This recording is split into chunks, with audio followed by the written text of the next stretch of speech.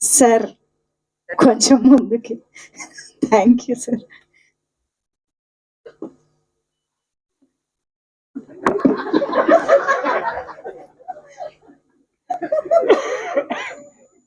ఇక్కడే పర్వాలేదా? పర్లేదు సార్. లేదు సార్. ఎంజేఎం వాళ్ళు నిర్మిస్తున్న సినిమా గుర్రం పాపిరెడ్డి. ఈ సినిమా మురళీ మనోహర్ రెడ్డి దర్శకత్వం వహించే ఈ సినిమా, ఇతను అంటే నాది ఒక ఈ మొత్తం సినిమాకి నడిపించేటువంటి కథ నడిపించి దాన్ని ప్రేక్షకులకు తెలియపరిచేటువంటి ఒక జడ్జి క్యారెక్టర్ నాది. చాలా డిఫరెంట్ గా కొత్త పద్ధతిలో కొత్త పందాలు. బహుశా మీరు ఈ ట్రైలరు ఇవి చూసినప్పుడు మీకు అర్థమై ఒక నూతనమైనటువంటి పద్ధతిలో ఇప్పుడు కావాల్సిన యంగస్టర్స్ కావాల్సినటువంటి ట్రెండ్ లో ఈ సినిమా తీసాడనిపించింది. కథ కూడా చాలా డిఫరెంట్ గా ఉన్నటువంటి స్టోరీ గుర్రం పాపిరెడ్డి అని. అందులో మా ఇది అతని పేరేంటి, జీవన్. ఎక్కడున్నావు జీవన్? ఇందులో ఒక ఇంపార్టెంట్ క్యారెక్టర్, అంటే సాలిడ్ గా ఉండే క్యారెక్టర్. అందులో కూడా ఆ క్యారెక్టర్ కూడా అట్లాంటిదే.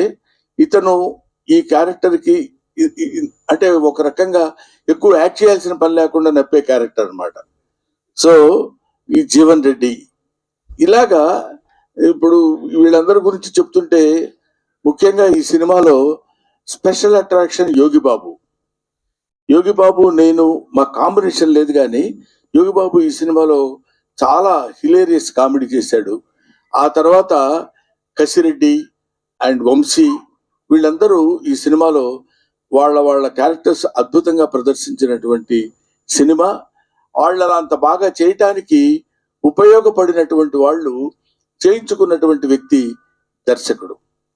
ఇది పోతే ఇంకా మీరందరూ చూస్తున్నారు, నేను కూడా చెప్దామా వద్దా అనుకునే ఇద్దరు క్యాండిడేట్లు ఉన్నారు కదా. హీరో హీరోయిన్ గురించి చెప్పడంటే వీళ్ళందరి గురించి చెప్తున్నాడంటేనే. హీరో హీరోయిన్ మిస్టర్ చెప్పబోయే దాన్ని కూడా మొదలుపడతాం ఎందుకు, వేరేగా చెప్పమంది. మిస్టర్ నరేష్ అండ్ ఫరియా వీళ్ళిద్దరూ నాకు ఫస్ట్ డే షూటింగ్ లో కలిసినప్పుడు ఇతనేమో చిన్న బాల్డ్ హెడ్ తో వచ్చాడు.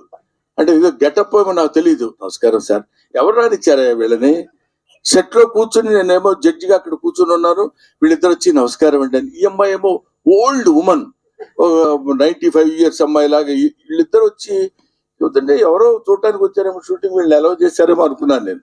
ఆ తర్వాత తెలిసింది చాలా డిఫరెంట్ గా డిఫరెంట్ క్యారెక్టర్స్ తో డిఫరెంట్ గెటప్స్ తో వీళ్ళు కనపడతారు. చాలా దాన్ని ఏమంటారు, మనకి ఒక నావెల్ గా కొత్త రకమైనటువంటి సినిమా మనం చూస్తున్నామన్న ఆ భావన మనకు కలిగే విధంగా అద్భుతమైనటువంటి సినిమా తీశాడు మురళీ మనోహర్ రెడ్డి.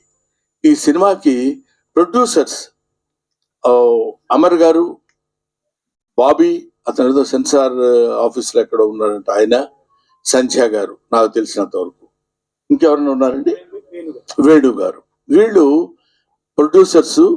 ఈ సినిమాకి ఎంత కావాలంటే ఎంత ఖర్చైనా పర్వాలేదు, ఒక అద్భుతమైన సినిమా తీయాలి, దాన్ని ప్రజల్లోకి ఎలా తీసుకెళ్లాలనే విషయంలో ఎంతో కష్టపడి ఒక చిన్న పార్టీ దగ్గర కూడా దర్శకుడు రాజీ పడకుండా, దాన్ని ఏమంటారు, ఏదో పర్వాలేదులే ఈ ఎలా ఉన్నా పర్వాలేదు అనేటువంటి భావన లేకుండా first frame to last frame వరకు అద్భుతమైనటువంటి సినిమా తీశాడు. ఇటువంటి సినిమాలు మీరు డెఫినెట్ గా చూసి ఆదరిస్తారని తెలుసు. ఆదరించాలని మాత్రం మనస్ఫూర్తిగా నేను కోరుకుంటున్నాను. ఇటువంటి సినిమాలు తీస్తే, ఇలాంటి ప్రొడ్యూసర్స్ కొత్తగా వచ్చిన వాళ్ళు ఇంకా మంచి సినిమాలు తీసి ఇంకా బోల్డ్ అనే సినిమాలు తీస్తే ఎన్నో కుటుంబాలు బతుకుతాయి. మన సినిమా కళకళలాడుతూ నిత్య కళ్యాణం పచ్చతోరణంగా ఉంటుందని ఒక ఓల్డ్ ఆర్టిస్ట్ లాగా మీ ముందు మనవి చేస్తున్నాను.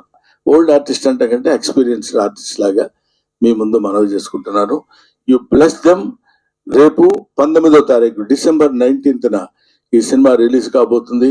అందరూ పాపం బాగా టెన్షన్ పడుతున్నారు.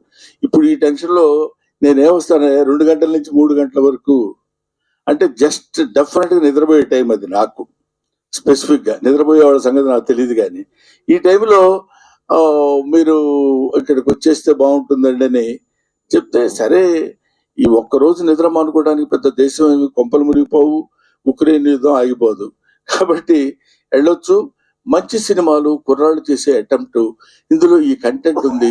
ఇట్లాంటి మంచి సినిమాల గురించి 4 ముక్కలు మనం మాట్లాడినా, 4 ముక్కలు నలుగురు తెలుసుకున్నా, ఇలాంటి మంచి సినిమాలు సక్సెస్ అవుతాయని నేను మనస్ఫూర్తిగా కోరుకుంటూ, ఇలాంటి సినిమాలు ముందు ఎన్నో సినిమాలు రావాలి, సక్సెస్ అవ్వాలి, ఇలాంటి ప్రొడ్యూసర్స్ 10 కాలాల పాటు ఉండాలి, ఇలాంటి దర్శకులకి మంచి భవిష్యత్తు ఉండాలని నేను మనస్ఫూర్తిగా కోరుకుంటాను. Thank you very much.